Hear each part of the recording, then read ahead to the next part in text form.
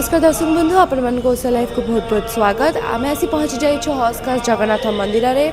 आज अक्षय तृतीयार पवित्र अवसर में आराध्य देवता तथा जगतर रथ जगन्नाथंकर पवित्र रथयात्रा उपलक्षे रथ निर्माण आरंभ हो जाइए। ता पूर्व तीनोटी काठर पूजा अर्चना चली आपण मैंने देखिपे।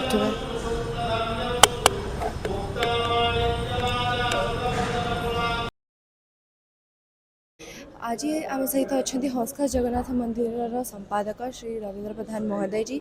आसत पचारा आज रथ काठ पूजा अर्चना होची विषय से कौन कहे। नमस्कार, जय जगन्नाथ। जय जगन्नाथ। जगन्नाथ मंदिर विषय आज जो रथ यात्रार काठ पूजा अर्चना होची विषय आप कौन कहे। जय जगन्नाथ। आमर आज जो मंदिर प्राय माने 79 रु जगन्नाथ रथ यात्रा चली आसूची। तो ए वर्ष से भाया अक्षय तृतीया दिन माने आज काठ पूजा है तो रथर आरंभ हम। तो से जो होम यज्ञ जहाँ हबार कथा तार जो विधि विधान अच्छी से चली।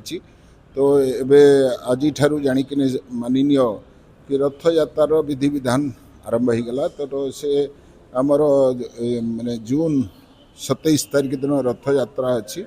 तो से तार प्रिपरेशन आज ठारू आरंभ हो। जय जगन्नाथ। जय जगन्नाथ।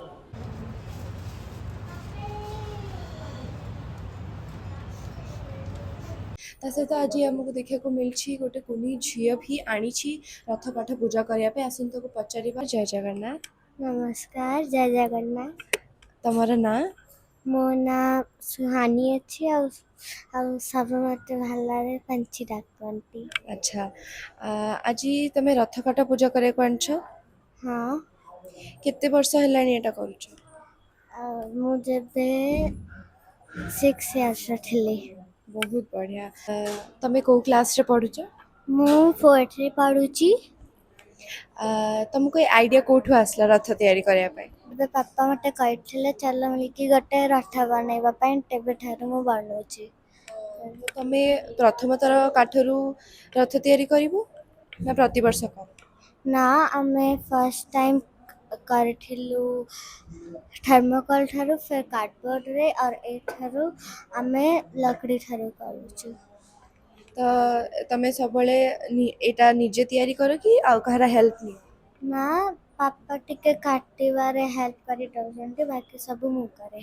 बहुत बढ़िया बंधु आपण मैंने देखी पाइले जमती कुनी झीर ये आस्था रही। झी दीर्घ 5 वर्ष है कुनी रथ तैयारी करछि। सब रथ यात्रा प्रति वर्ष रथ यात्रा समय रे सी सबू थरक थर्मोकोल और कार्डबोर्ड यूज करे किंतु एथरक सी रथ पाई रथ तैयारी करिया पे काठ आनी काठर पूजा अर्चना होती।